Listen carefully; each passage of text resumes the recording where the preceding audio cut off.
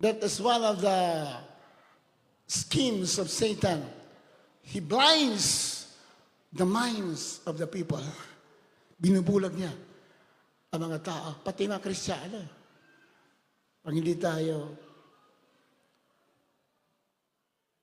nakikinig ng salita ng Diyos at hindi tayo nagbabasa, baka bubulagin niya tayo sa katotohanan. Diba? Sa sumpa ng kautusan ay tinubos tayo ni Kristo. Tinubos, ha?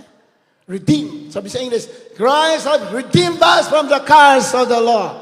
Pag sinabing redeem or redemption means to bring back one's original position.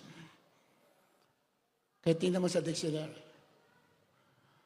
Ang pagtutubos, ibig sabihin, pagbabalik ng isang tao sa kanyang original na kalagayan.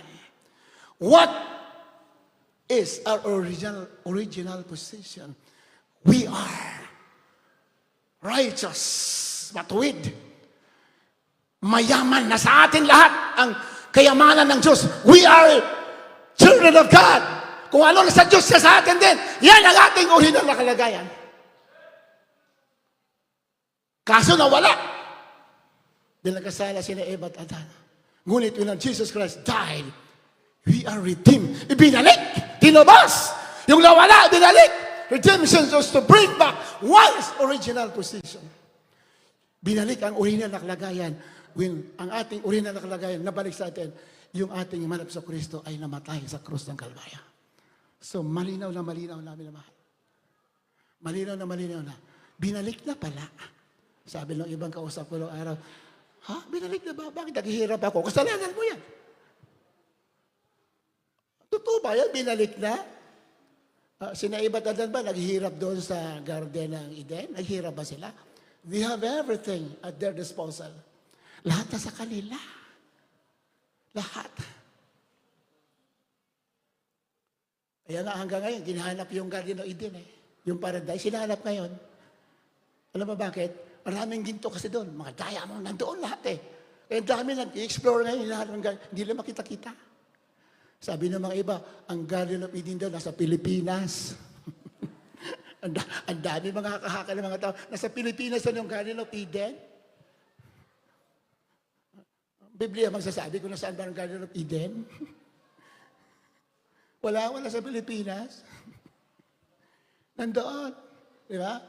Sabi doon sa Biblia, ang Garden of Eden ay merong 3 ilog. Di ba? Doon nagsasangay yung 3 ilog. Nandito ba yung 3 ilog? Wala naman 3 ilog dito na malalaki. Wala dito yung Garden of Eden.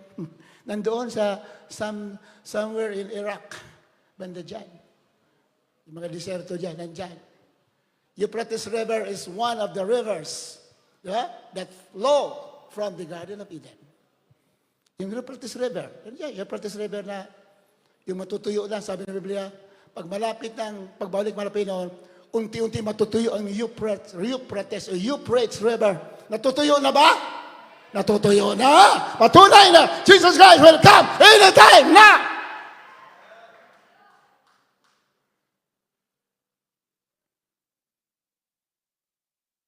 Sa sumpa ng kautusan, tinubos tayo ni Kristo. Hindi basta-basta yung ginawa na ating mahal na Panginoon.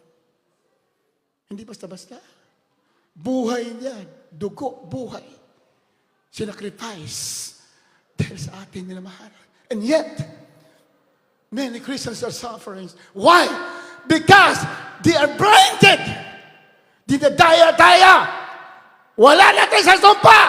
You are redeemed from the curse of the law. Tinubos ka na. Wala ka na sa sumpa. That's why Christians, you're not beggar. You are reigning with Jesus Christ. Yan ang katotohanan, minamahal.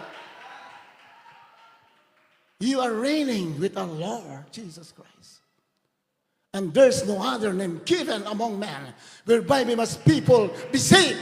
Para pagpapalain ka, walang ibang pangalan binigay, kundi sa pangalan ng Jesus. There is no other name but the name of Jesus Christ. Hallelujah. Kung alam mo lang yung para sa'yo, hindi ka dapat malungkot. Wala mo lang yung ginawa sa'yo. Sayang yung sakripisyo. Buhay dugo! Binuwis para sa'yo. Because you are so precious in the eyes of God. Kaso, hindi mo ginagamit. Kaya nga, nandito lahat eh. Nandito lahat. Kaya tinubos tayo lang ating malapit na sumpa. Ang sumpa, nandiyan sa Deuteronomy chapter 28. Basahin na sa bahay ninyo. Nandiyan po lahat ang curses of the law. Kahirapan, karamdaman, kalungkutan, lahat. Yan po ang mga sumpa. Pero nung namatay ating malapilon, tinubos tayo sa sumpa. Binalik yung nawala. Yung pagpapalang inako ng inagon Diablo, binalik sa atin. Naniwala ba kayo na mahal na binalik? Palagpagan natin, malapilon. Akala kasi ng iba, mayabang tayo magsalita eh. Akala mo lang yun. Akala mayabang tayo. Atin lamang sinasabi yung ating karapatan. We are not beggar. We are children of God. Hallelujah! Praise the Lord! Kaya ibantayan natin ating mga bibig. Kasi ang bibig natin, diyan manggagaling ang pagpapala at kasumpa. Yan ang malinaw sa masulatan. Pag sinabi mong pambihirang buhay ito, puro lang hirap. Ay, hirap talagang mayayari sa'yo. Because what you speak will happen to you. Proverbs 18:21. Death and life are in the power of the tongue. Ito palit natin binabanggit. Kasi may mga tao na binabanggit yung negatibo. Banggitin mo, salita ng Diyos. Amen? Death and life are in the power of the tongue. Proverbs chapter 18, verse 21. Buhay, kamatayan at buhay, nasa dila, nasa kapangyarihan ng dila. Mag-utos ka, anak ka ng Diyos. Mag-utos ka. Hindi ako mahirap, ako'y pinagpala. Ganyan. Hindi ko alipin ng kahinaan, ako'y malakas. Ganyan magsalita. Hindi ko alipin ng karamdaman, ako'y pinagaling. Magitan ng mga latay, ako'y pinagaling ng ating malak. Ganyan dapat ka magsalita. Hindi. Ganito talaga ang buhay. Mahirap. Mahirap. Ano ka lang hari, mahirap ka. Kaya, death and life are in the power of the tongue. Kaya, kamatayan at buhay. Pakibasa. Kawikaan, Kapitulo 19, ang talata 21. 18:21. 18-21. Kamatayan at buhay ay nasa kapangyarihan ng dila at ang nagsisiibig sa kanya ay magsisikain ng kanyang bunga. Tingnan mo, inamahal. Sulat nyo yan. Huwag ka talaga magsalita na, paano kaya ito makakabayad ang lalaki ng bell? Ano tingin mo sa Diyos? Mahirap. Minsan, di marating yung bill dito. Sabi ng mga kasama ko, Kuya, putol lang kuryente natin. Laki ng bill natin, 200,000. Sabi ko, gusto mo ikaw, putulin ko dito. Wala kang panampalataya. Ano tingin mo sa Diyos? Mahirap? Purihin ang Diyos, nakakabayad tayo. Purihin natin, manaka. Do not speak negatively. Kaya nga, pag panahon lang, pag-aaral sa salita ng Diyos, huwag kayong kumain dyan. Pero kung gutom ka na, wala namang problema yan. Habang kumakain ka, nakikinig ka rin. Ibig kasi habang kumakain, hindi na nakikinig eh. Di ba? Di ba? Kumain ka lang, hindi naman pinagbabawal kumain. Gusto mo, kumain ka lang kumain eh. Ang problema lang, habang kumakain, iba lang pa nagkikwentuhan. Ayun na, problema lang pa nagkikwentuhan. Ayan. Yan yung kapitbahay namin, no? Ganito, wala na. Napunta na sa iba. Kaya nga tayo pumunta rito. For what reason we are coming here? To worship the Lord. To know the will of God. Para malaman natin ang kanyang kalooban, para magtatagumpay ka, magpapalay ka, magmamana ka ba, nabuhay, nawala ka. Ganyan! That's the reason we are coming here. Kamatayan at buhay ay nasa pamangkamarihan ng dila. At ang nagsisiibig sa kanya ay magsasikain ng kayang bunga. Yan, no? Kung lagi natin binibigkas, negative, kahirapan, problema, ay kakainin mo yung bunga. Ibig sabihin, ang binabanggit natin, yun mayayari sa atin. Kasi anak ng Diyos tayo, ang ating bibig ay makapangyarihan. Lagi sinasabi natin, mga pastor yan eh. Okay, so makinig kayo sa preach natin, mga pastor, noong araw pa. Ang ating bibig makapangyarihan. Bakit nakarating ba tayo rito? Tsamba lang, kahit nakarating tayo. Hindi! Kaya tayo nakarating dahil pinili tayo ng ating malapitan. We have been chosen by God before the foundation of the world. Pinili na tayo. Pinili para magtagumpay. Pinili para magmana ng buhay na walang hanggan. Pinili para i-declare ang kapangyarihan ng ating malapailoon. Yan po ang ating special ang ating pagkatawag. Kaya pag nasalita ka, anak ka ng Diyos, speak as a prince, as a princess. Speak as a king. Ganyan magsalita. Hindi kayabangan yun. Kasi alam mo kasi kung sino ka. Kaya confident tayo magsalita. Bakit? We know who we are. Dapat ganun anak ng Diyos. Alam mo sino ka. Prinsipe! Prinsesa ka! Palakpakan natin, malapin. You command! Mag-utos ka!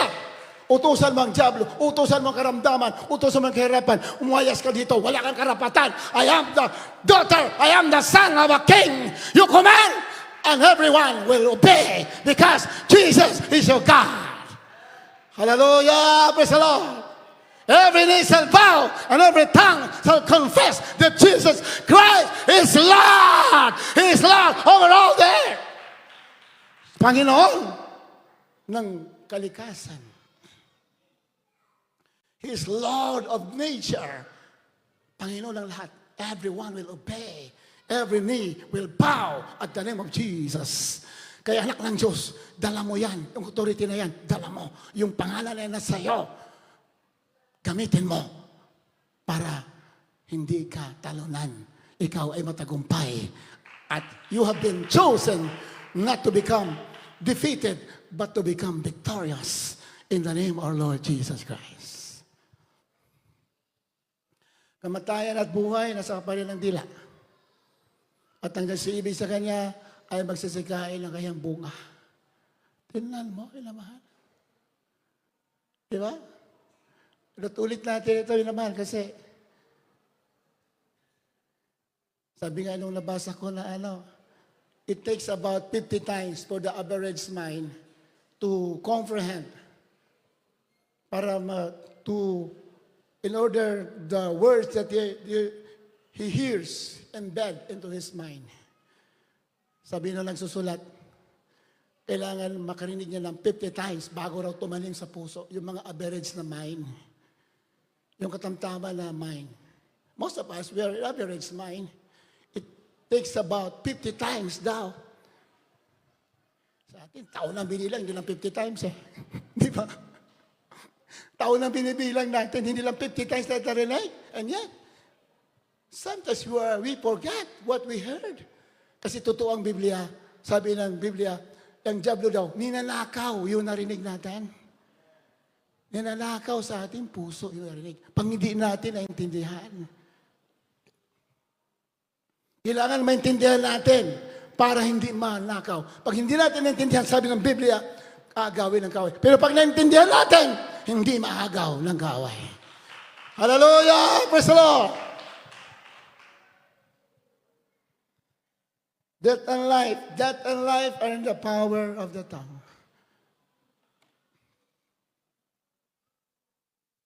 Di ba? Yung mga himala, mga masamang loob, mga holdupper, manigas ka sa pangalan ni Jesus. Naninigas.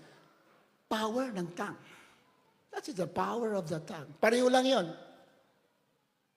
Magkaroon ako ng saganang buhay in Jesus' name. Pareho lang yun. That is the power of the tongue. Lalago ang aking negosyo sa pangalan ni Jesus. You command. Magsalita ka lang, may conviction sa puso at may pananampalataya. Naniwala ka na yung dugo na buhos doon, tinubos ka na. Imaginin mo yun. Speak with conviction and with faith of what our Lord Jesus Christ has done for you.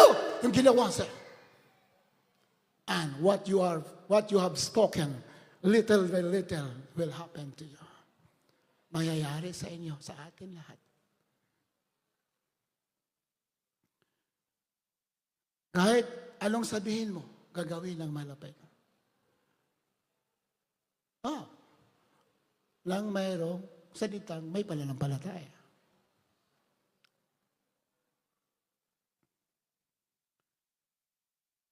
Ito, maliit na halimbawa, patutuo natin mga pastor. Natuwang-tuwa kami, mga bata pa kami sa pastoral nung araw. Patutuan mga pastor, konti pang kapatiran. In-invite siya ni Pastor de la Cruz ng Nabotas. Pastor Almeida, punta ka sa aking chapel. Tulungan mo ako.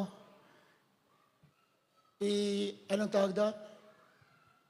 Sinisheriff na yung kailang chapel. Sinisheriff. Kasi hindi na babayaran. Ha? Parang gano'n. Iniilit yata ng bangko. May sheriff na dumating.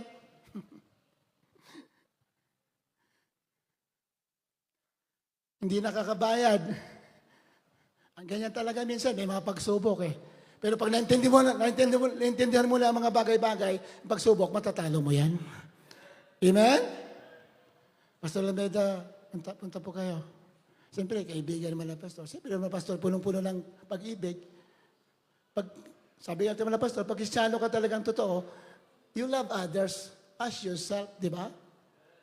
Kung naramdaman na iba, parang naramdaman mo din. Sa punta man na pastor doon, walang kain. Wala rin pagkain sa pastoral house ng panahon na yan. Fasting man na pastor ng 3 days, alang-alang kay Pastor de la Cruz. De la Cruz doon sa Nabotas. Nakita ko yun, dumalaw sa atin nung araw.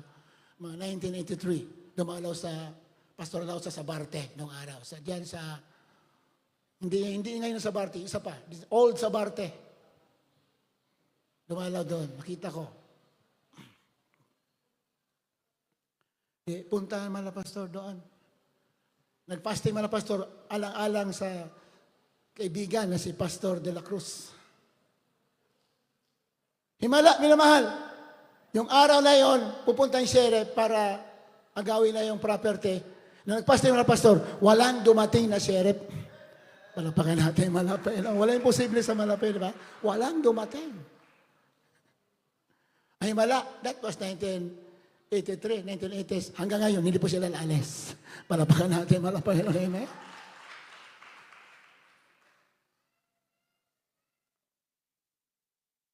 Sabi natin na pastor, pastor, sana yung sheriff. Pastor, himala, walang dumating.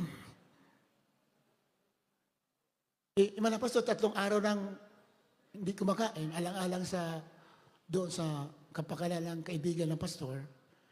Itinugon ng prayer, hindi na sheriff, naghimala-malapay doon.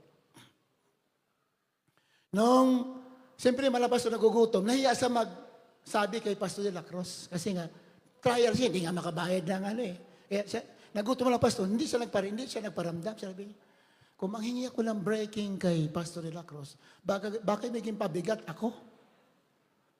Ito nga, hindi nga makabayad na kaya nga sinisheriff eh. Kaya mga pastor, sabi niya malapit noon, kung mayroong pagkain, ako ikakain. Hindi na sinabi kay Pastor de la Cruz. Kung mayroong pagkain, ako ikakain. Mga ilang seconds lang, may dumating na pusa, lumuhod sa harap ng pastor, may dalang ang laki-laking tosino. Lumuhod pa sa harap, may dalang napakalaking tosino. Sino nagbigay niyan? Mahal na Panginoon. Amen? Ginamit yung pusa. Diba? Parang si Prophet Elijah, ginamit yung uwak. Diba? Nagdala ng tinapay at pagkain sa umaga sa gabi kay Prophet Elijah. Ang Diyos kahit sino pwede gamitin. Basta anak ng Diyos na nanghingi ka at mayroon ka manampalataya, pwede gamitin kahit sino. Hallelujah! Praise the Lord! Kaya, mga anak ng Diyos po, wala pong malungkot. Laging masigasig. Bakit? You have all the resources. Binigay na sa iyo ang mana. Kunin mo. Palapakan natin, malapay na. Amen. Kung dumadaan tayo sa trials, that is an attack. Atake ng diablo yan. Ngayon kung manlulupay-pay po tayo, ay hindi mo lalabanan, yun ang gusto niya. Pero kung lalaban ka, sigurado yan, tagumpay ka. Yan ang pangako. Hindi kita iwanan, kita pabayaan, sabi ng Panginoon. Tinubos na kita. Mag-utos ka. Ang problema sa atin, nangingimi tayo. Hindi natin kilala sino tayo. Hindi natin kilala na anak ng Diyos tayo. Pag anak ka ng Diyos, you don't beg, you command. Utusan mo. Lahat yung susunod. Because in the name of Jesus. So nang tinatanong si ating nagalang malapastor ni Pastor de la Cruz, Pastor Lameda, kakain ka ba? Hindi kumikibo ating malapastor. Hindi nga sa sumasagot kasi pag nasabi niya oo, baka wala may pakain kasi nasa trials eh. Hindi sa kumikibo, nanalangin ng pastor, malapit ng pastor may pagkain. Basta may dumating na pagkain, saka ako kakain. Pero hindi siya kumikibo, niya tanong, hindi sinabi oo. Nung dumating yung puso may dalang tosino, nagtanong ulit si Pastor Darcos, Pastor Lamila, kakain ka ba? Yes, Pastor, kasi mayroon ng ulam. Purihin ang ating malapay. Diba? Maliliit na bagay yan. The manifestation of God always starts with small beginnings. Laging humble beginning ang simula ng Diyos. Pagsisimula. But kung matyaga ka at nagpapatuloy po tayo, we will be entrusted with big things. Bakit matyaga tayo kaysa maliliit? Amen? Uli na ating malapay.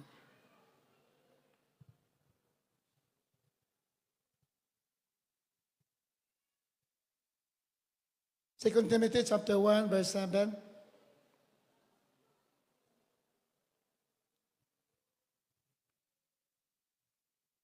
Kalawang Timoteo, Kabanatang 1, talatang 7. Sapagkat hindi tayo binigyan ng Diyos ng espiritu ng katakutan, kundi ng kapangyarihan at ng pag-ibig at ng kahusayan. Palakpakan natin malapay noon. Amen. Sapagkat hindi tayo binigyan ng Diyos ng espiritu ng katakutan. God has not given us the spirit of fear. Hindi raw espiritu ng katakutan binigay sa atin. Yung takot pala, espiritu yan. Masamang espiritu yan. Takot, masamang espiritu. God has not given us the spirit of fear, but of love and of power and a sound mind. Hindi takot. Dahil ang takot, masamang espiritu yan.